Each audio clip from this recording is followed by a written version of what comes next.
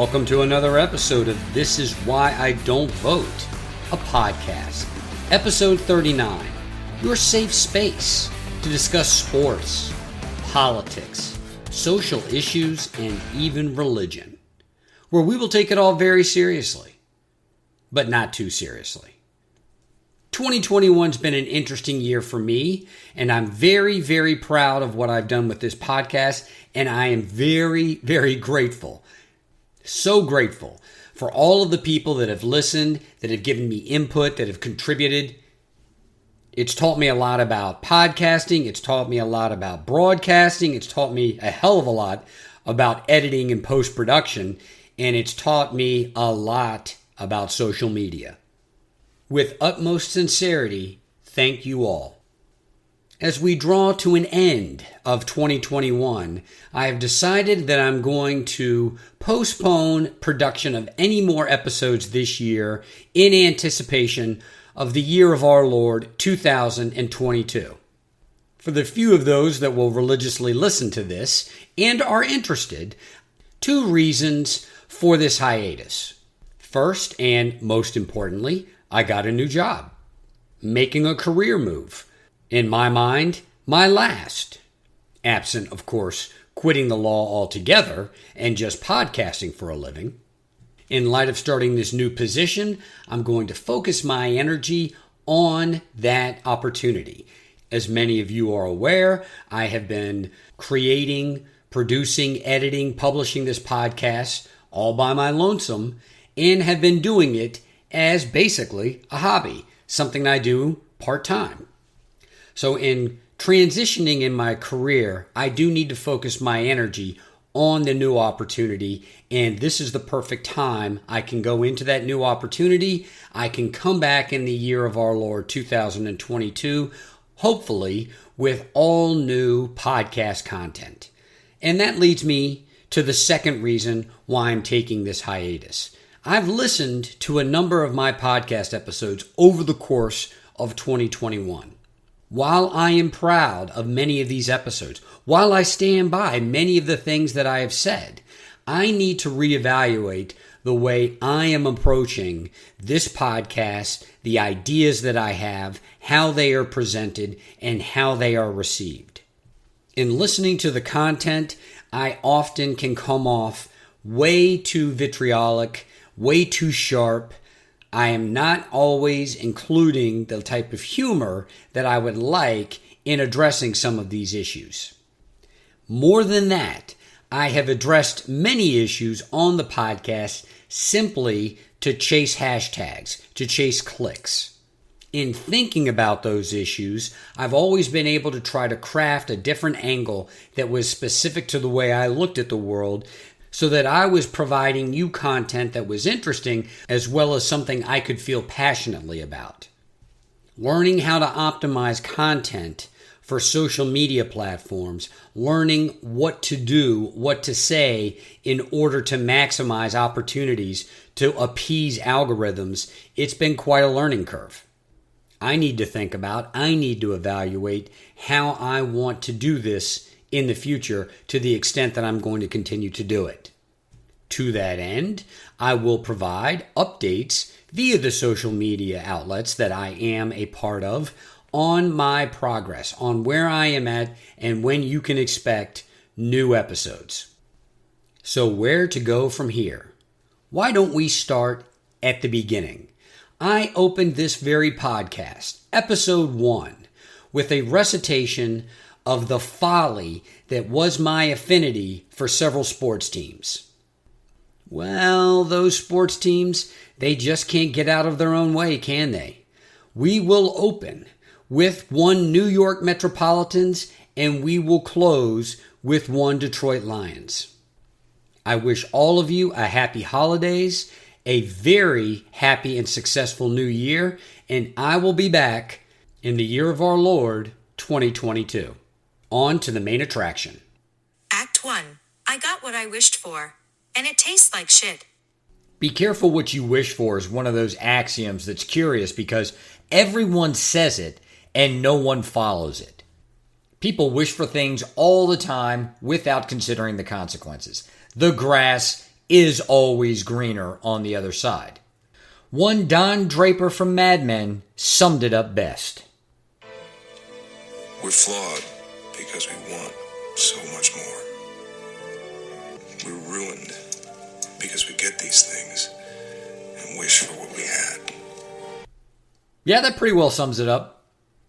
Life, love, money, but most importantly, our sports fandom. Yes, we want, we desire, we lust the things we want, the things we desire, the things we lust after. They finally manifest. And all the parables are true. You have to exercise judgment. You have to exercise discretion. And you have to do this in particular as a fan of the New York Metropolitans. Be careful what you wish for, because you might just get it and it will taste like shit in your mouth. As I've stated numerous times to numerous people, and also in this very podcast, the Wilpons were dullards. Made a lot of money in real estate, can't take that away from them, but exercised an option to take a majority stake in the New York Metropolitans. The elder, the senior Wilpon, takes his son, who has no baseball experience, no knowledge in the management of a baseball team or in the management of a team on the field. Let's be very clear about that. It wasn't that the son, the junior Wilpon, it wasn't that he was an astute baseball mind, that he knew the game, that he knew balls and strikes. He knew when to put a guy into the field. He knew when to take a guy out of the field. No, he knew nothing about the playing of baseball on a baseball diamond.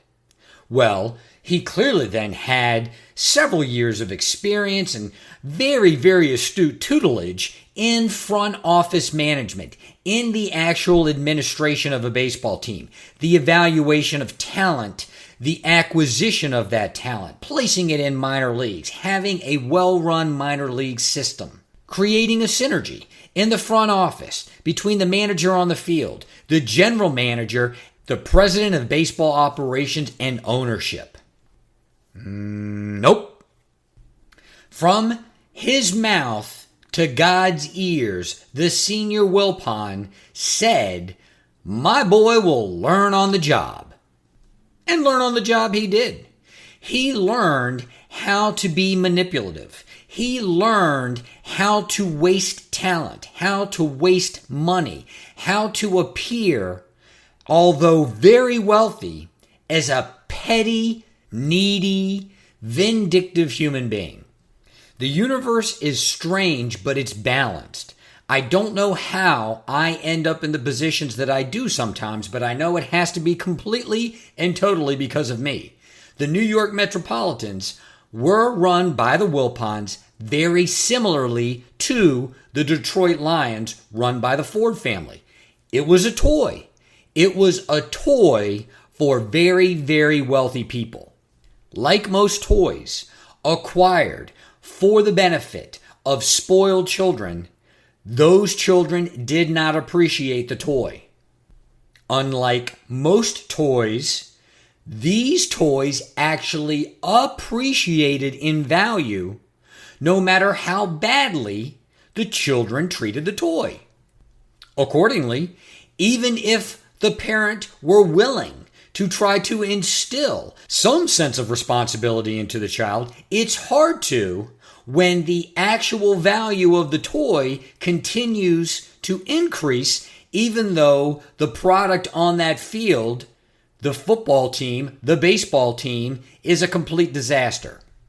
I read a number of articles in anticipation of Steve Cohen's bid to buy the New York Mets from the Wilpons. I read a number of articles that stated, look, be careful what you wish for. This guy has no experience running a major league franchise. He has no experience in sports at all.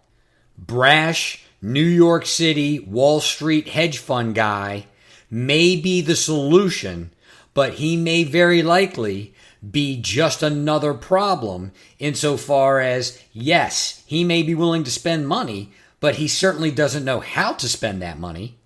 And my retort was simple. How bad could he be? He couldn't mismanage the Mets any worse than the Wilpons. Not a high likelihood that he's going to fall victim to two, not one, but two Ponzi schemes in his stead as owner of the New York Metropolitans. And if he were to spend money, any money spent would certainly be in excess of what the Wilpons were willing to do, which was quite often very little. The comedic side note to the billionaire Wilpons not being willing to spend money on the baseball team was the fact that the baseball team's finances and much of their own personal finances were tied directly to the Madoff Ponzi scheme, and really, they were Donald Trump billionaires. They could call themselves billionaires. They could say that likeness rights and media rights were worth so much money, but the fact of the matter is, they didn't have that money liquid anywhere. They couldn't invest but so much money in the Mets because they just didn't have it to invest. Now, I did not see Steve Cohen as walking across the Sea of Galilee and making wine out of water.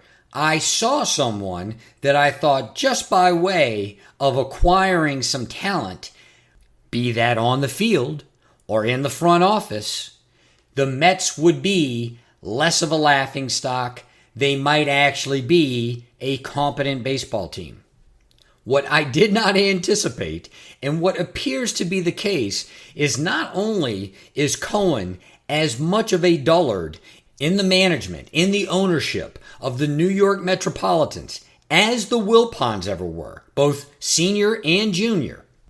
He's a Twitter bitch. He is a Twitter bitch. Steve Cohen is a Twitter bitch. Any two thoughts that come across this man's head, he thinks they're worthy of being typed out and published to the entire planet. He is no Donald Trump.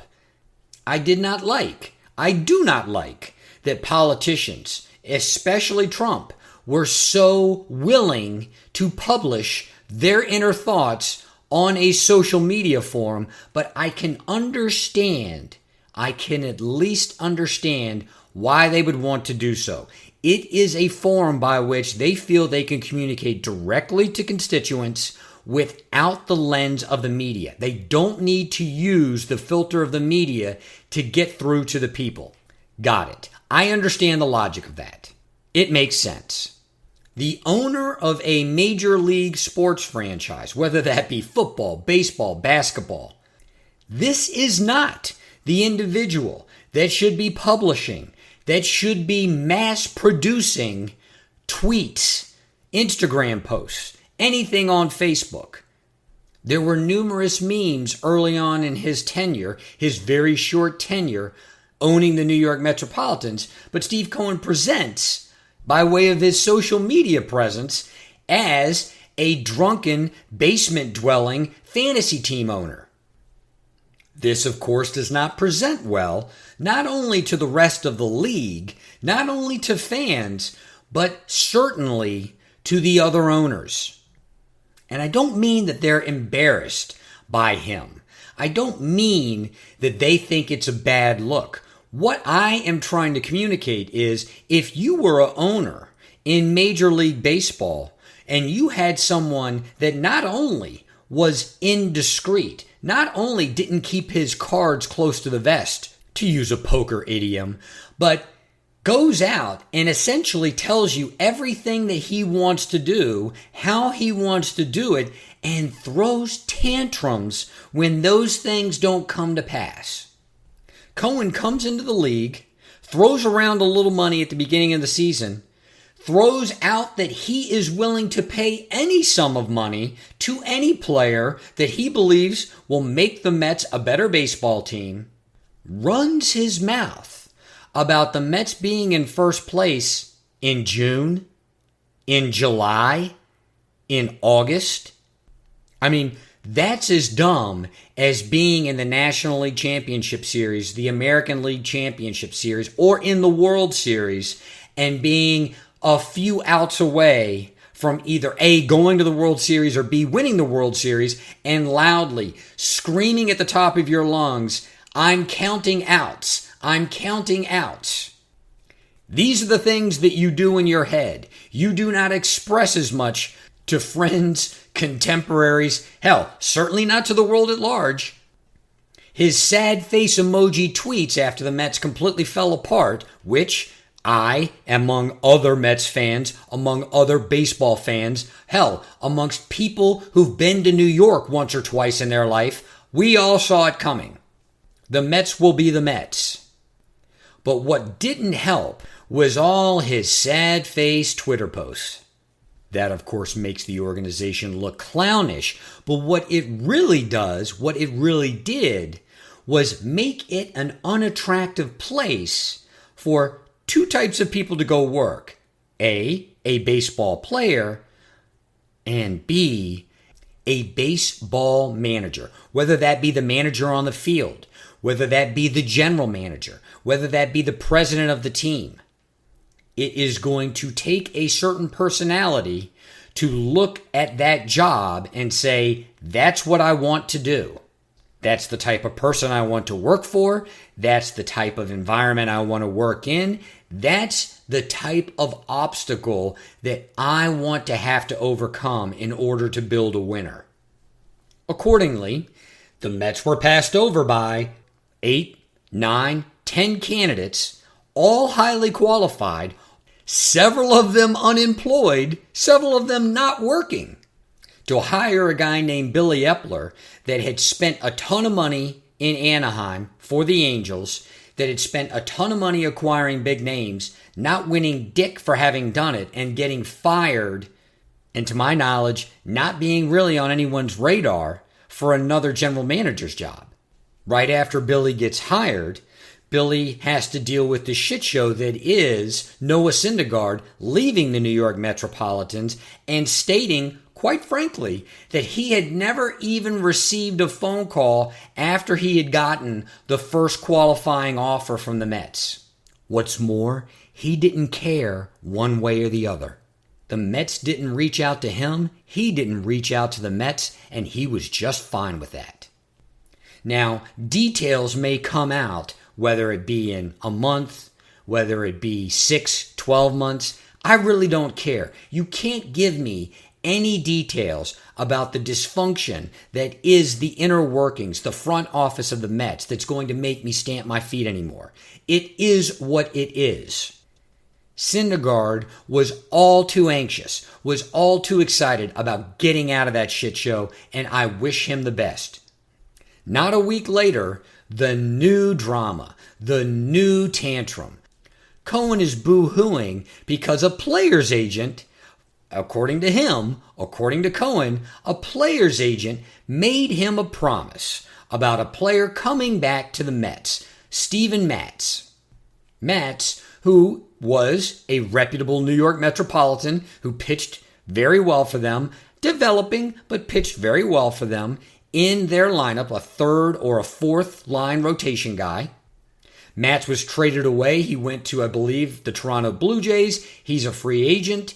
His agent told Cohen, his agent should have been talking to the president or general manager, by the way, but his agent told Cohen that if Matz got any kind of offer, he would come to Cohen to match that offer so that Matz could come back and be a New York Metropolitan. What happened? Well, Matz ended up signing with the St. Louis Cardinals. And of course, Steve Cohen went out on Twitter, because that's where you go. That's the forum where you need to take your grievances when you are a billionaire and you own a Major League Baseball franchise. Steve Cohen went to Twitter to gnash his teeth and talk about unprofessionalism. Quoting his very tweet, I guess words and promises don't matter. No shit, they don't matter. You're a billionaire hedge fund manager. No shit, they don't matter. Because only one thing counts in this life. Get them to sign on the line which is dotted. That's right, Steve. From the immortal Glengarry Glen Ross, Alec Baldwin in the character simply named Blake Get them to sign on the line that is dotted. Otherwise, you don't have a deal. I don't believe I'm the first person to point this out, dear listener, and I certainly won't be the last. But it was a very clumsy, if not stupid thing to do.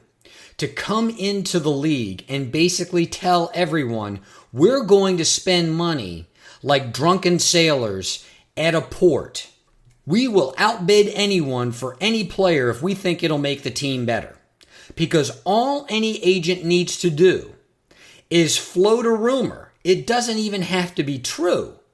Float a rumor that your player is about to sign or is entertaining an offer from the New York Metropolitans, and you can basically use the specter of this dullard Steve Cohen and his billions of dollars to get a better offer out of another team. The mantra in Major League Sports has been the same for at least the past 3 decades. You may not find 5 or 10 suitors for any player, particularly if the money that you're demanding is just stupid. All you need, though, is one. All you need is that one team to sign that one terrible contract. And all you need is 2 teams that are willing to sign a terrible contract. Well, then you've got yourself a bidding war. Steve Cohen might as well have a sign on his back that says, "Kick me." And he's turning around constantly wondering why people keep kicking him in the ass. As I have stated to a number of you who listen to this podcast, as I've stated on the very podcast, I'm hoping that Steve Cohen is going to learn from some of these experiences. That this is simply part of the learning curve that is, I now own a Major League Baseball franchise, having never been involved in sports ownership before in my life. My gut feeling, this creeping instinct, it's not that Cohen is going to learn.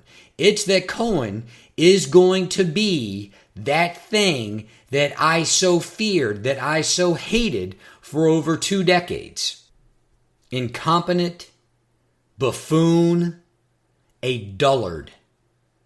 If there was any solace, if there were any silver linings in the cloud, that dark, stormy cloud that was the ownership of the New York Mets by the Wilpons, it was simply that the Wilpons rarely ever opened their mouths. That vacuum, that silence, it was often maddening in light of some of the moves that the senior and the junior Wilpon made. It did not dawn on me, it did not occur to me that it could be even worse, that you could have an owner just as clumsy, just as nearsighted, just as needy, just as petty, and then watch him spill his guts about it all like a little Twitter bitch on social media. On the bright side, my dentist is no doubt going to be ecstatic when I come in for my next checkup, because I have been rinsing, I have been flossing, I have been brushing. I can't wash this taste of shit out of my mouth. Thank you, Steve Cohen. You've made at least one professional in this world happy. Act 2. The Detroit Lions will not win a game this season. As is tradition, the Detroit Lions played on Thanksgiving Day, the first of now 3 National Football League games played on Thanksgiving Day. As is also tradition, at least for the last 10 years, I did not watch this football contest. The outcome, in my mind, is certain.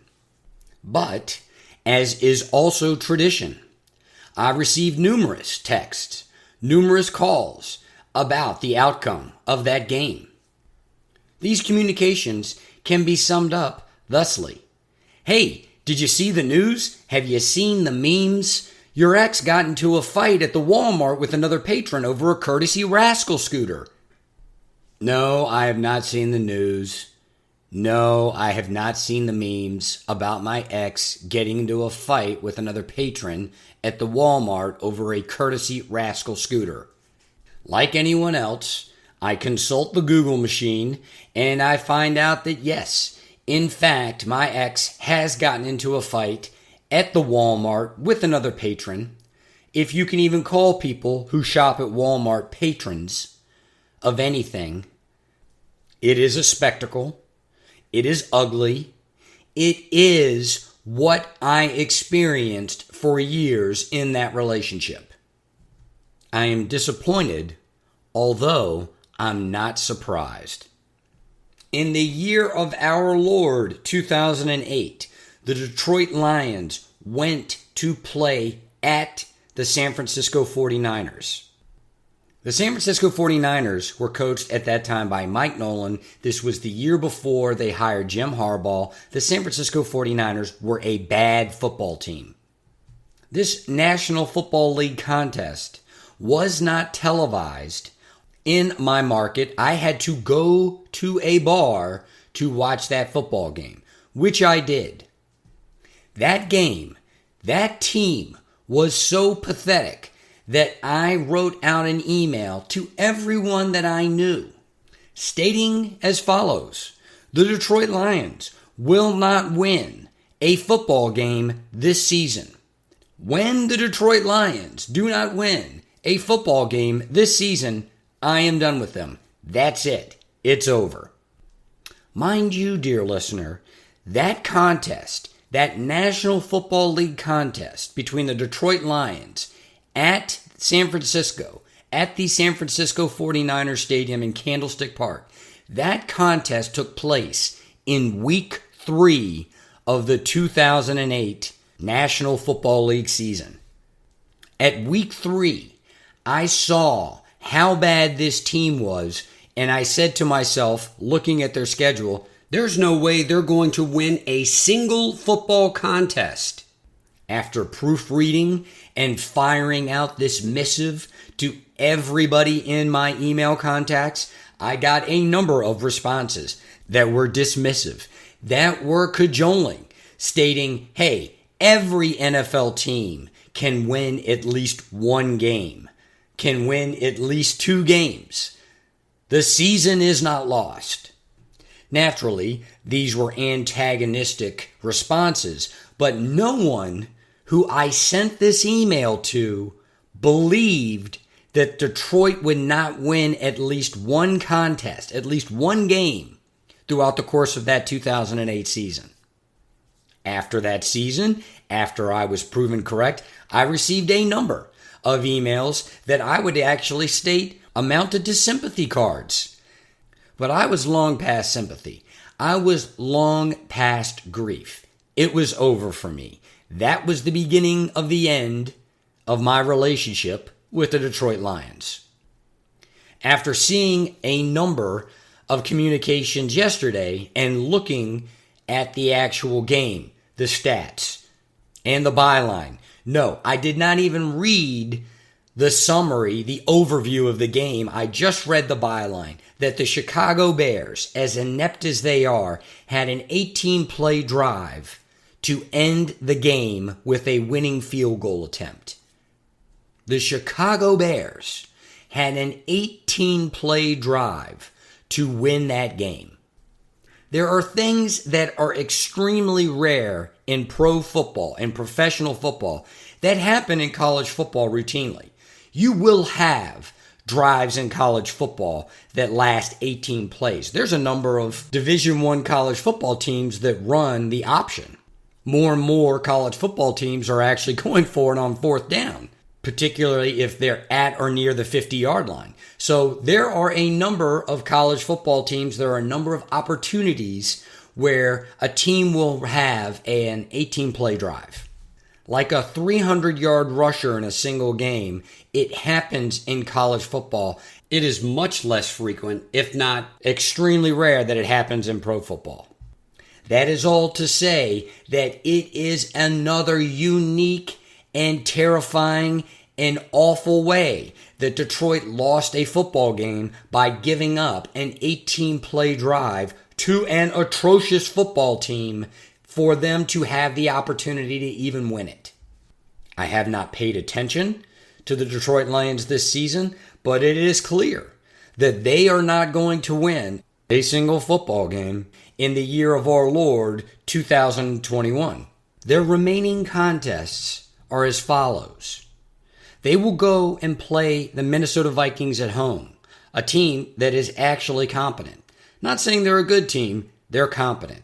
Competent is enough. Detroit loses. Then they go to Denver.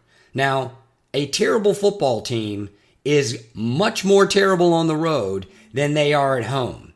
They are not going to win, even though the Broncos are no good themselves. They're not going to win their first and only contest of the 2021 season at Denver. Then they play the Cardinals at home. The Cardinals are a good football team. The Cardinals will destroy them. Here's where it gets interesting. Detroit goes to the Atlanta Falcons. The Atlanta Falcons are also a bad football team. But what did I just say about the Detroit Lions and travel and going on the road? Bad football team, worse when traveling.